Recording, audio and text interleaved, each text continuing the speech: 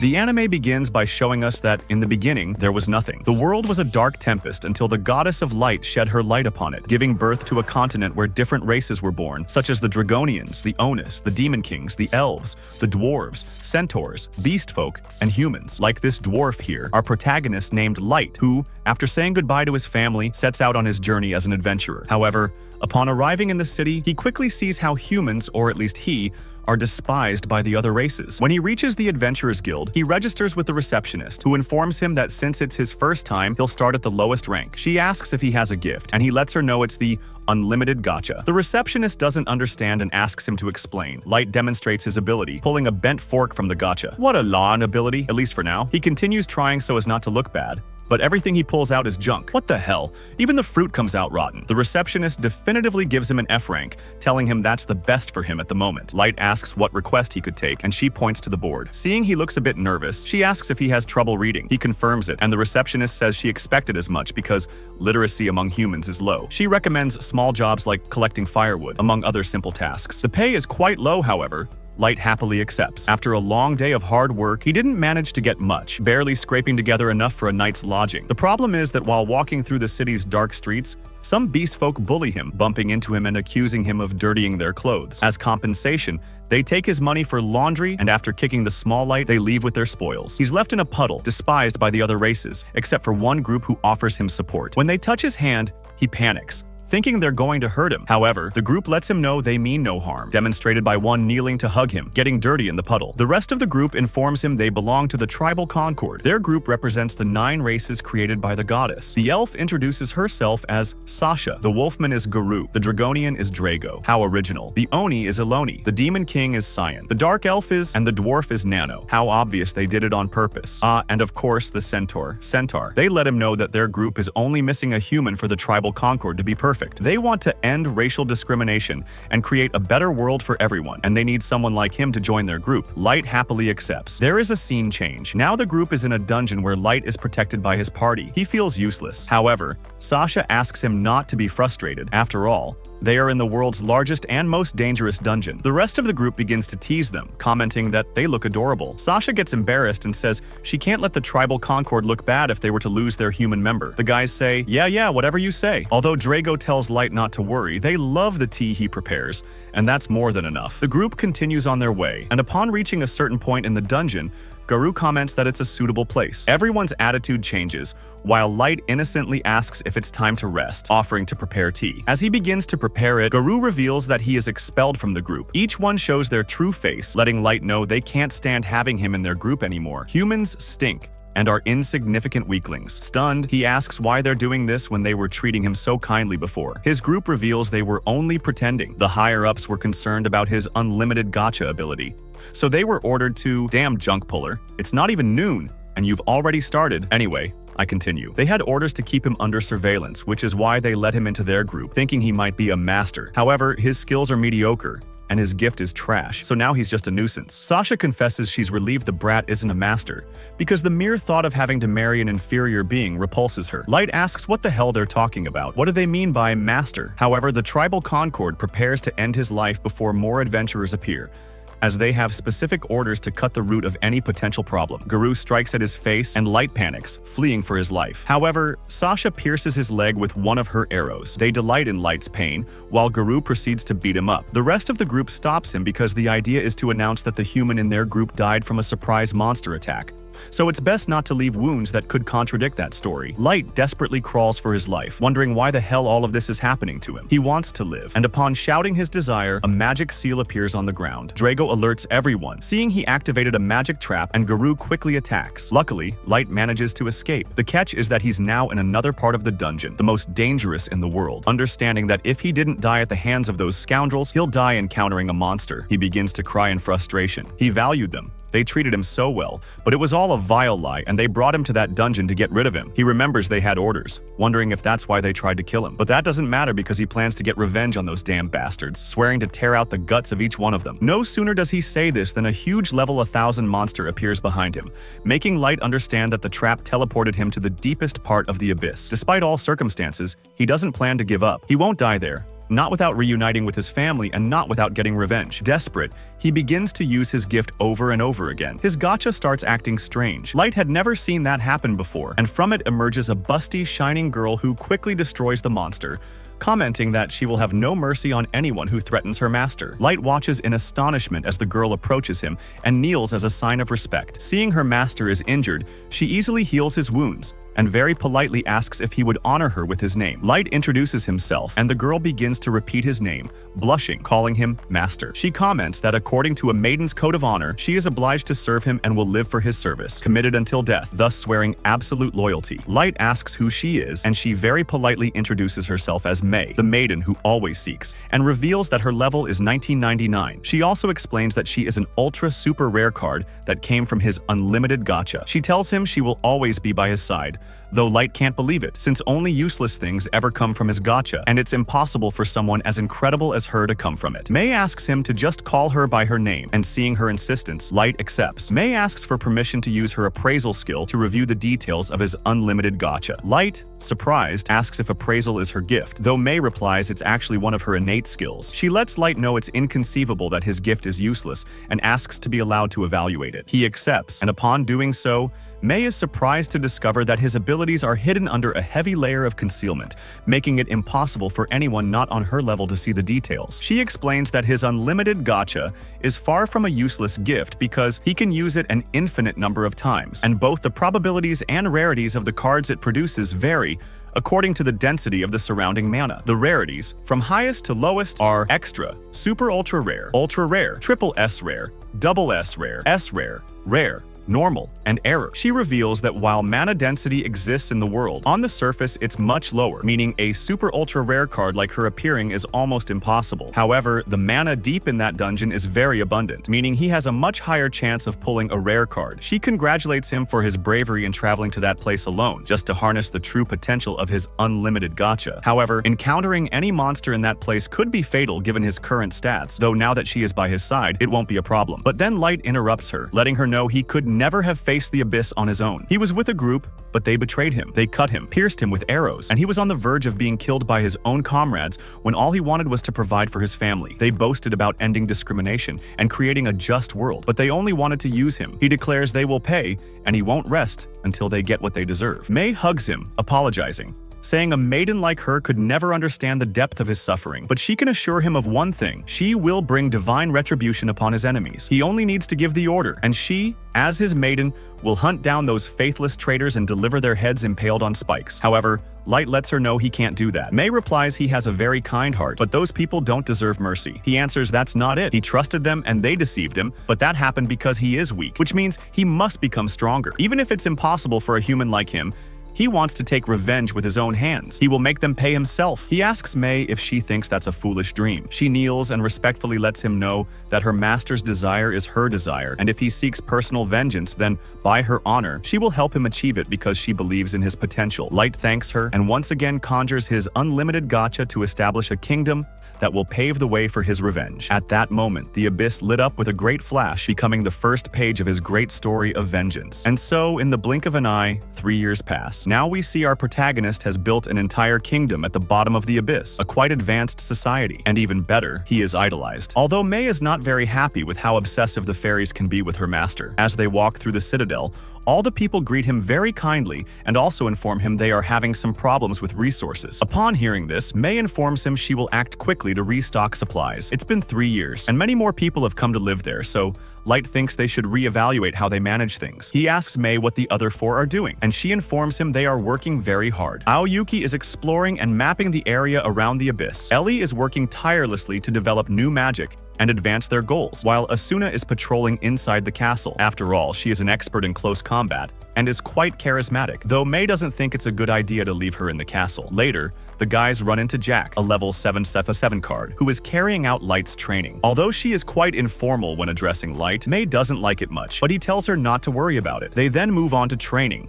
where we see Light has improved greatly, enough to face a level 7 card. Meanwhile, Asuna confirms the castle is clear, and upon meeting the cleaning fairies, tells them she is on a super important mission assigned by Lord Light himself. The girls praise her for doing an excellent job, though they seem to just say it to make her feel good. Asuna's ego gets inflated, so the girls take advantage and ask her to patrol. In a scene change, Asuna knocks on a door and is greeted by May, who asks what the hell brings her to Light's room. She replies that she is patrolling and asked what May is doing in the Great Lord's room when she's supposed to be training with Jack. May lets her know she is cleaning. While she is talking, Asuna enters the room and comments that it seems more like she is wallowing in her lord's bed. May tries to throw her off, mentioning it's a secret technique for making the bed. Asuna is interested, but May says she can't tell her because it's a secret. Asuna replies she wouldn't expect less from the first one summoned by the Great Lord Light, making May feel relieved because Asuna isn't very bright. However, Asuna remembers she has an errand and, pulling out a letter, informs May that the fairies are against her monopolizing the Great Lord Light's room because they also have the right to clean his room and demand a vote to end the headmaid's monopoly. Asuna reads that they are cursing her 3 times, though she doesn't really understand, asking if they are doing it to build her resistance. May replies she shouldn't worry, as it's a matter between the headmaid and the cleaning fairies. She gives her some coins as a reward. Asuna leaves happily, buys some pancakes and milk, and returns to the castle where she meets Aoyuki. She asks if she wasn't supposed to be patrolling the forests, though Aoyuki just meows at everything Suna asks her. Seeing she won't shut up, she finally says she returned to deliver the map May ordered. Asuna pats her hard, telling her she did an excellent job, and then leaves to continue her patrol. Finding herself at Light's throne, she yells loudly, "Red bean pancake!" just to make sure there are no monsters around. Seeing everything is clear, she begins to rub herself on Light's throne, lamenting that she hasn't seen him all day. Unfortunately for her, she ends up breaking one of the throne's ornaments, so she quickly picks it up, places it back, and gets out of there. Because stupid, completely stupid, she is not. Meanwhile, our protagonist continues training with Jack, who recommends stopping the training there to go take a bath. Light thinks it's great, and now in a hot spring, because it's definitely not an anime without one. Jack congratulates him because he is improving a lot in controlling his body. There aren't many down there who can face him one-on-one, and he doubts there are many opponents on the surface either. Very few, really. Light replies that they don't know what awaits them on the surface, but he doesn't plan to let his guard down, not until he fulfills his vengeance. Meanwhile, in May's office, the cleaning fairies are nervous. She asks if they know why she summoned them to her office, but the fairies pretend not to know anything. May proceeds to quote every word from the letter, making the maids panic and step back, beginning to apologize repeatedly. May asks them what they wanted to achieve with that, though the girls don't know what to say and try to make cheap excuses to justify what they did. However, May tells them their biggest mistake was sending Asuna to do their dirty work. As punishment, they must now clean the Great Hall leading to Light's throne, and they must do it by hand. The girls panic because that hallway is extremely long. However, May lets them know that the path to being a perfect maid is quite hard, and since she must go to the surface on a mission for Light, they will have to take care of all the work. The girls have no choice but to accept. Meanwhile, Asuna runs into Ellie in the market, who asks if she's looking for sweets. Asuna replies she is admiring that gauntlet, and then asks what she is doing in the city when she was supposed to be researching or developing something. Ellie lets her know she returned because all her plans are going perfectly, asking if she's an idiot. Asuna starts arguing with her, letting her know she is not an idiot, though sadly she doesn't even know the 1 times table. The girls quickly start arguing, while the citizens watching think they are quite childish. Ellie, without wasting time, begins to boast about the times she has had tea with the great and blessed Lord Light and is sure that next time they can have dinner alone in his room and then spend the night together. Asuna is frustrated because she also wants to have tea with Light and throws a tantrum. Ellie asks if that's all she wants. Asuna says yes, making Ellie reply that she is quite an idiot if she only wants that with her lord. However, after all the arguing, Asuna finally lets her know that since Ellie is only good with magic, she can count on her for hand-to-hand combat, and then leaves happily to continue patrolling as if nothing happened, while Ellie thinks that's definitely Asuna. Meanwhile, the cleaning fairies complain and wonder why the hell headmaid May got angry with them when they only complained about her monopolizing Light's room. However, they know they can't confront the headmaid, so they wonder if they could poison her. Although one of the girls mentions they can't do that because she is immune to poisons. They lament because they only want to clean their lord's room. Well, that and lick his boots, his forks, smell his clothes, but nothing more than that. And they all agree they would do it. While discussing their strategy, they remember she was the first summoned by Light, and 3 months passed before Miss Aoyuki was summoned, meaning those two were alone for 3 whole months. Back then, the young master was very inexperienced, and they quickly beg size, begin to envy the Ikiyo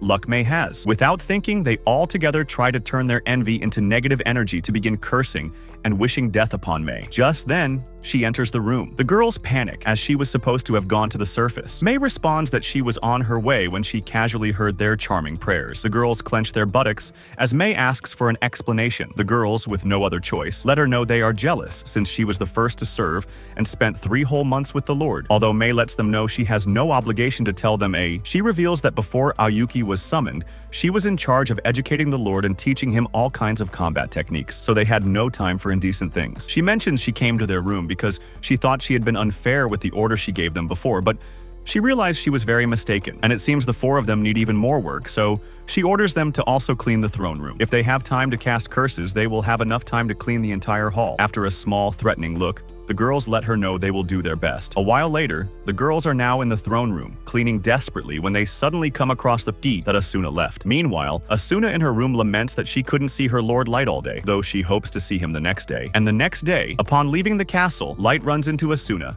him, and Aoyuki. Seeing him, they don't waste time, especially Yuki. The other 2 quickly start complaining. However, a hellhound appears. Light begins to tremble, remembering that fateful day. However, his loyal companions prepare to annihilate that hound for daring to present itself hostilely before their lord. Their aura is so terrifying that even the hellhound kneels. Light tells them not to worry, as he is fine, and approaches to pet the hound while thinking that his companions would eliminate an entire species even if he said it as a joke. May asks what pending matter he has, and Light lets her know he received a message. So now it's time to prepare because one of the prey has taken the bait. He is counting on them to take care of the first one and begin the vengeance he prepared for 3 years. Meanwhile, Guru is in a city where he is cheered by everyone. While walking, he runs into a human and, as usual, takes the opportunity to humiliate him. Later, in a restaurant, his bootlickers don't stop praising his abilities and great perception. Quite egocentric, he mentions that thanks to his sense of smell, he only accepted the best jobs, and that led him to the top. One of his lackeys asks if those jobs included the one he did 3 years ago with the Tribal Concord, asking what kind of job it was. The rest of his companions order him to be quiet because that was a secret operation that only the great Guru could perform. He apologizes,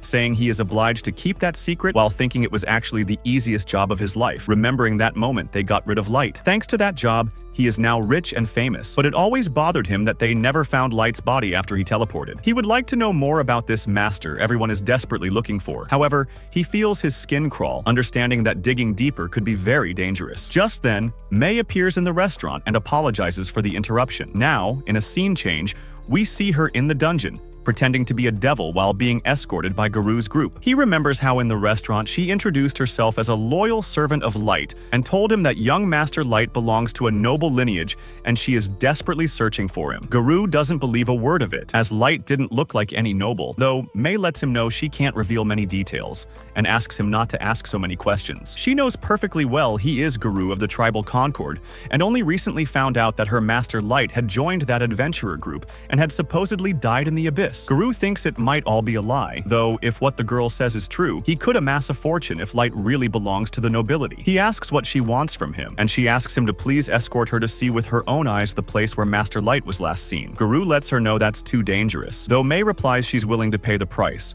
showing him a briefcase with 3 gold bars. Guru wonders if Light's family is really noble, since a maid is paying such a sum just for an escort. He feels it might be a trap though, looking down on humans. He believes a mere human poses no threat. He tells May the money doesn't matter, as Light was supposedly a great friend in their group, so he accepts the deal. May cries emotionally, while Guru can only think that once he takes her to that place, he will enjoy her body and break her over Light's grave. Later, they finally arrive at the place where they ambushed him, where Guru invents all kinds of lies. May kneels and pretends to cry, lamenting what happened to her master. Guru blocks the exits, though May mentions everything they did to Light in that place. Guru goes on alert, wondering how the hell this woman knows everything they did. Only a few know what really happened, so he asks who the hell she is and who she works for. May stands up and reveals that her loyalty belongs solely to her Master Light. After giving him a look full of rage, Guru and his group panic, wondering why the hell he feels afraid of this woman. May looks at him with a threatening gaze, making Guru understand he is dead. However, suddenly Light arrives and asks May to calm down because Guru is his prey. Guru's group wonders how the hell a disgusting human child came to the heart of the abyss. Light reveals his face,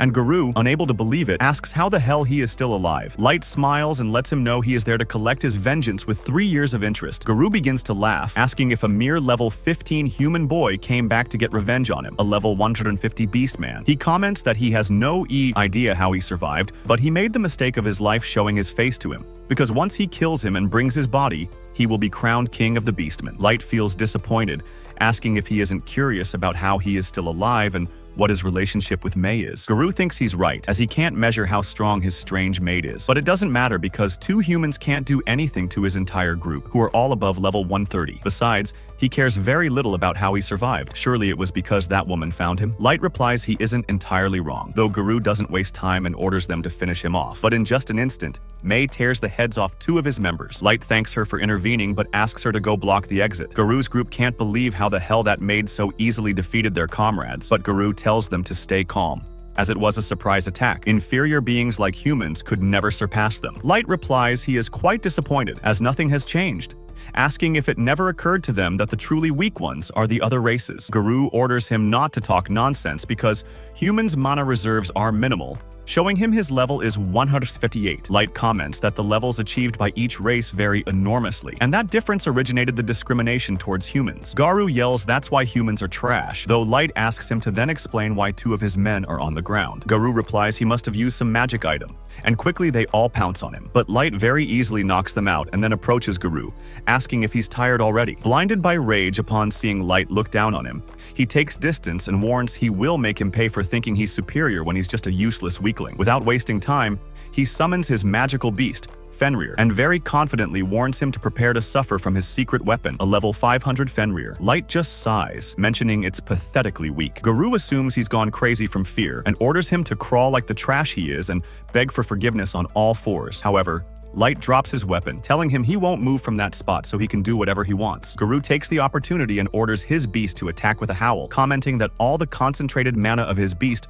will pulverize him with that attack. He is quickly shocked to see Light doesn't even flinch and just shakes, mentioning the attack only raised dust. Everyone is stunned, while Light warns them it's now his turn. He comments that calling that poor puppy Fenrir gives a very wrong impression, so he asked to be allowed to show what a true Fenrir is, releasing the true primordial wolf god Fenrir, a level 9000 card, who with just a sigh gets rid of Garou's summon. He and his group are astonished witnessing the enormous power of that creature. However, Light comments that he could have gotten rid of that puppy himself, and upon showing his level, Garou and his group clench their buttocks, wondering if humans can't only reach level 100. Unable to believe it, he comments he must be an imposter, as he looks exactly the same as 3 years ago. But Light reveals he is using the bracelet of youth, which prevents him from aging, and he did it to remember all the pain, anger, and despair they put him through back then. Garou understands he can do nothing to defeat that monster, so without wasting time, he begins to beg for his life, revealing he was only following the Federation's orders and blaming the rest of his members for the attack that day. They yell that it's all a lie, though Light approaches him and asks for information about this master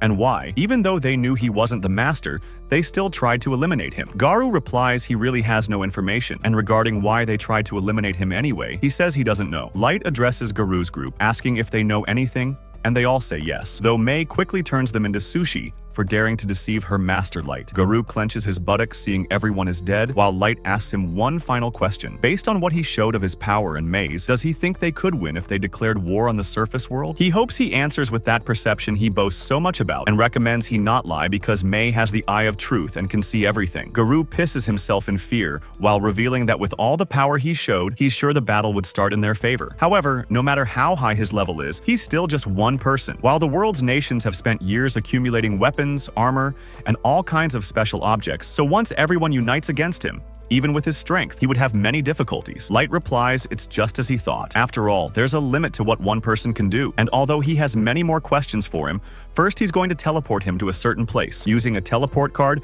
they arrive at the throne room, where Garou is astonished to see all the forces Light possesses and how they all show him respect. Light sits on his throne and asks all his subjects to rise and show their level. Each and every one of his members is above level 1500. He reveals those are the forces he has gathered over the last 3 years, so he asks again what the chances of winning are if he declares war on the world's nations. Garou's expression says it all, while Light, smiling, congratulates him because he has earned the privilege of suffering an agony and despair worse than death. Garou, stammering, asks if he plans to become a god, since with all the power he possesses, he can destroy the world in the blink of an eye. Light replies that becoming a god doesn't sound bad at all, though being a benevolent god or a demon lord depends on the answer the surface gives him. But the moment has finally come to begin the march from the abyss to the surface, from the heart of darkness to the light. And that's all for today's video. If you liked it, comment nice, and I'll greet you in the next one.